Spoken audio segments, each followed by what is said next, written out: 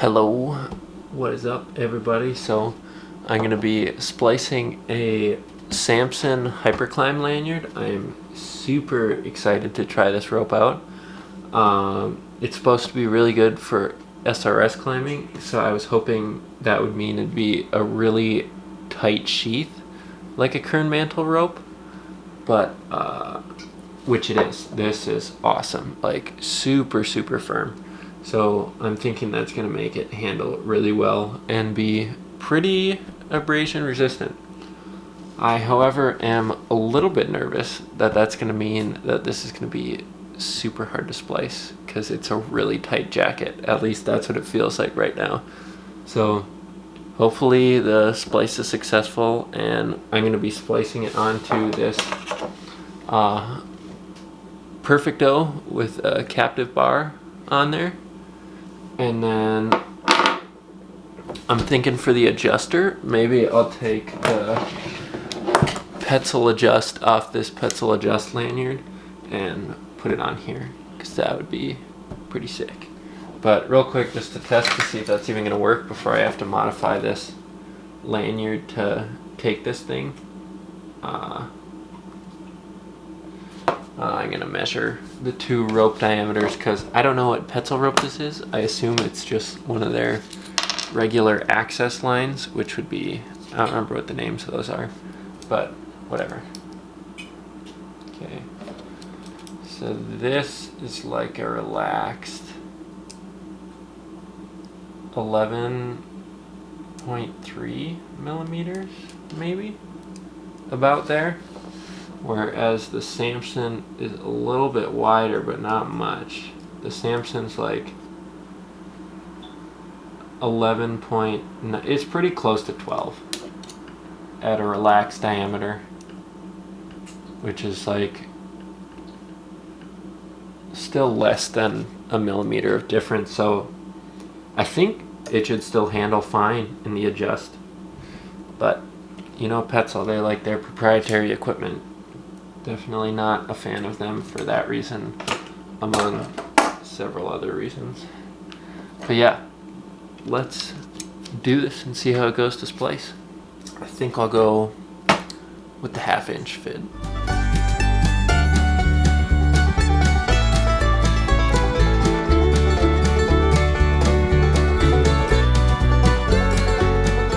This is where you either ruin it or you're good for the rest of the time, pretty much.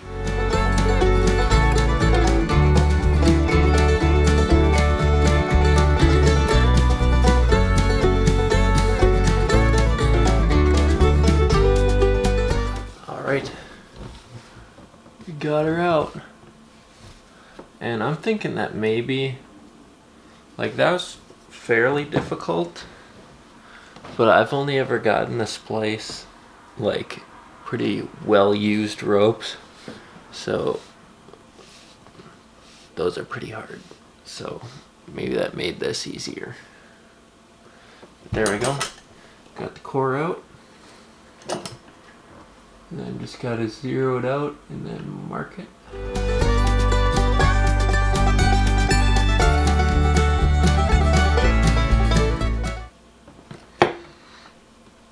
Alright, so I will now, where'd my Sharpie go? Oh. So, because I'm at this point in the instructions, I'm going to mark the cover for tapering, but I'm not going to taper it yet, because I don't like to taper it until I'm going to insert the cover into the core, because I like inserting the core, or back splicing, or however you want to say that part of the splice, putting the core back in before I insert the sheath into the core, just because I find that to be a little bit easier. So mixing up the steps a little bit, but does not change the end product. The metallic's a little bit harder to see than I would have thought, but I think the blue on the purple would be just as hard to see. Alright, so skip that for now.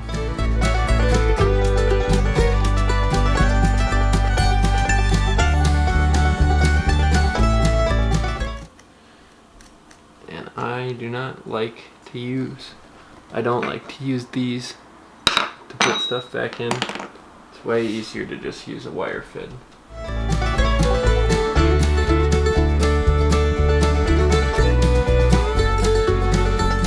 Sometimes, I think it's when you're doing the core, you can get away with just putting half of the core strands into the wire fid and pull it all the way through. We'll try all of them. That might really suck, but we'll see what happens. Nah, you know what, we're gonna taper it and then pull it through.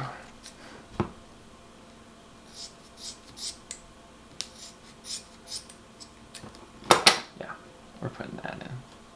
Once again on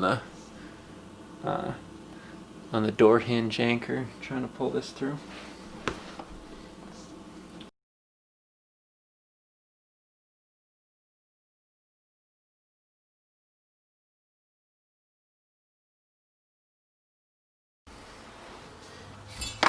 Oh yeah, see, so much easier. Oh my goodness, crazy how much easier that makes it. Oh good, now it's gonna be hard to pull this part through. Good thing I have the jaws of life. Oh, but I want it all to pull uniformly. All of you get in there. Good, good, we go. Cool, cool. Oh, well, do it the right way. Not like that. Jesus. Oh my goodness. Oh my goodness. Yeah. It's important how many strands you get in there. My good golly, Gregory. So, I just got this and now I have to pull it out again because I just realized that I forgot to have this on there. And while the bar is removable, I wanted to practice splicing 24 strand with something on there, so if I want to do a rope snap or something, I have that experience and foresight in the future. No! Alright, let's put the fid back in.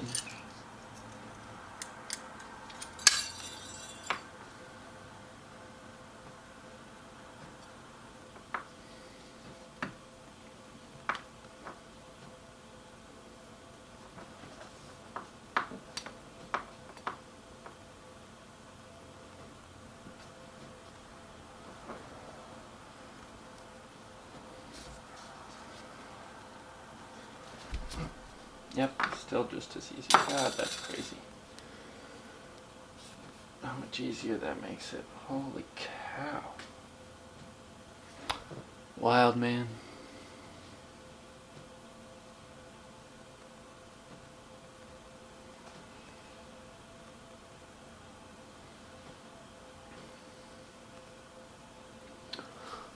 Time to do the cover taper.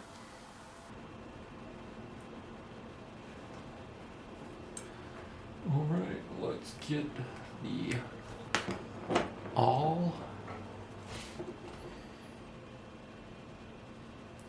And when I taper, I like to start at the top, the line that I'm tapering, closest to the end of the rope as opposed to the line at the bottom, because the one at the bottom, if I pull too much from the active end of the rope and it messes up the core, that's not good. And if I start from the top, it's easier to smooth out those issues here. But if you start at the bottom also, or whichever strands you pull first are going to be the hardest to pull. So you might as well start from the top where it's possible to kind of smooth over your mistakes. And also you're having to go through less sheath for the top one. So it's a good one to start with and then work your way down to the first one that you marked.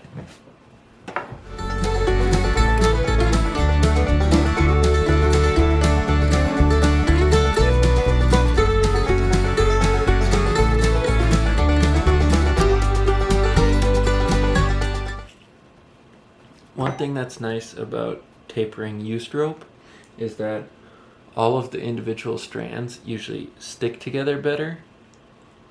Whereas this, especially with so many colors that are the exact same next to each other, it was sometimes hard to tell whether it accidentally just pulled half of the strand or if the color I was seeing was just a different strand sitting next to it. But yeah, I'm not a fan of Poison Ivy by Yale, but the way their coloring works, it means that when you taper it, you are removing one color completely. So if the other half color shows up anywhere, you know that you mess something up. So you should either be only removing only green or only black when you're tapering, which is pretty nice.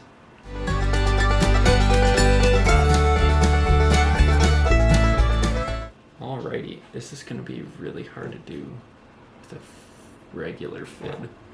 Might have to do this again with the wire fid. Let's just count our strands real quick. 1,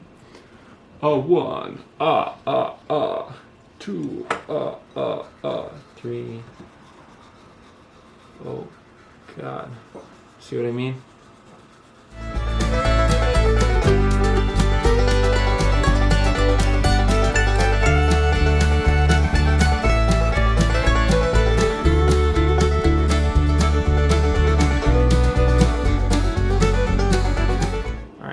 Zero it out. Zero this bad mamma jamma out as best I can by hand.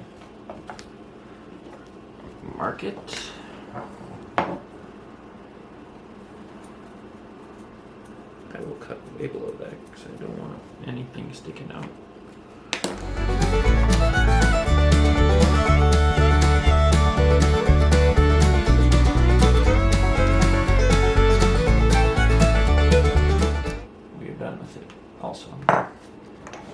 One mistake I made the first time I spliced 24 strand is I did not milk the core with the sheath in it hard enough, and that really gummed up my finishing splice. So I will do that again before we bury this bad boy. So let's go over to the door. Alright, now we're over here. Time to just... I should put my gloves on before I get blisters again. I'm gonna milk this piece one more time. Nice and tight. And then hold it there and start sucking it back in. And go a little bit farther before I put my gloves on. Alright, it's time for gloves.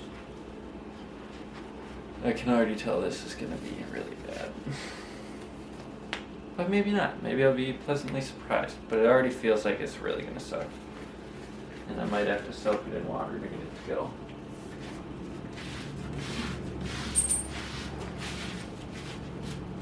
Oh. Ooh, don't burr up like that. That was ugly of you. Alright. I see you.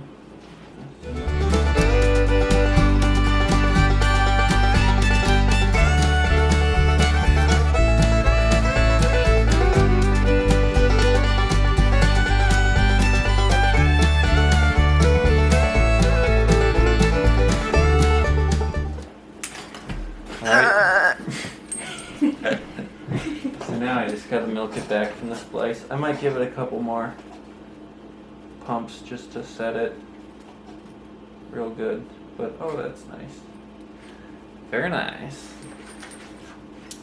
Definitely, possibly my fault as a splicer, but I didn't taper that any differently than I did when I've spliced Blue Moon or Poison Ivy, and yet what I noticed with those ropes is pretty much this crossover point right here where the splice is just really fat was the only place where it behaved firmer than the rest of the rope, and then after that this whole section was just fine. But on this one, it's pretty stiff in here. It only becomes like regular rope down here. And I think part of that might be that with a tighter rope like this, you should probably taper the core that the sheath is going into. Samson does not do that. Maybe they should consider changing the instructions for this rope, because I know when you splice Teufelberger tachyon, which is also a very static 24-strand rope, that they do that. You taper the core that the sheath goes into. At least that's my understanding of it. I've never spliced tachyon, but I've watched videos of them doing it.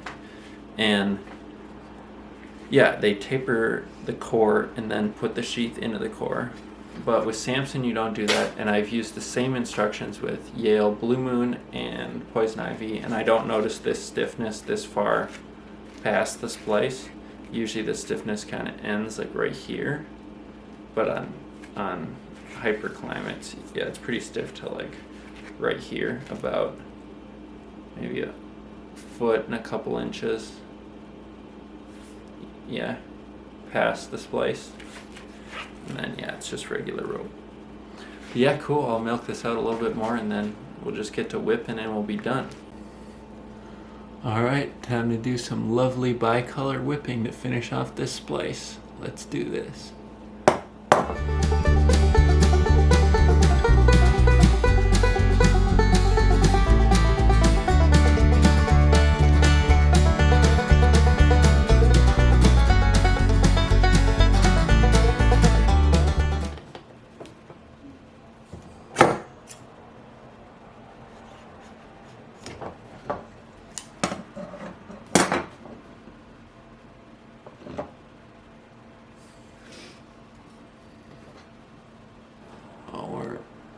Finished. Our finished product. Looking pretty.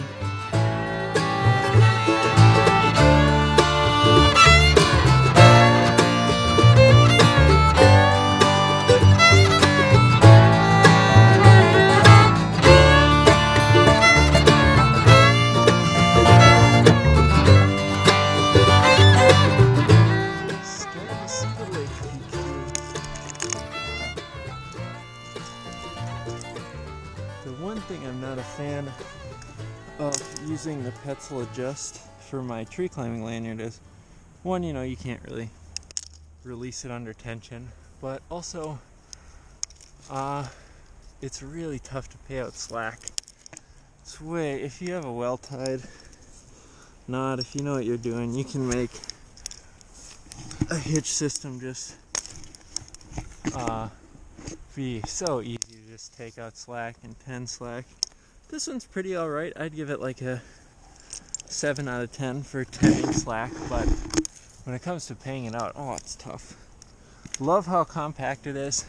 If I really needed to pack light for a trip though, I don't know, I might consider bringing it, but I think I would just maybe just go without a micro pulley and just still use a hitch system.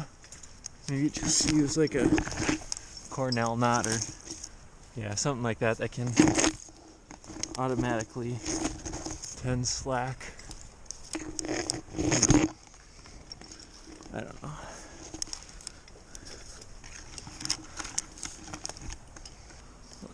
So much easier, so much more controlled, so nice.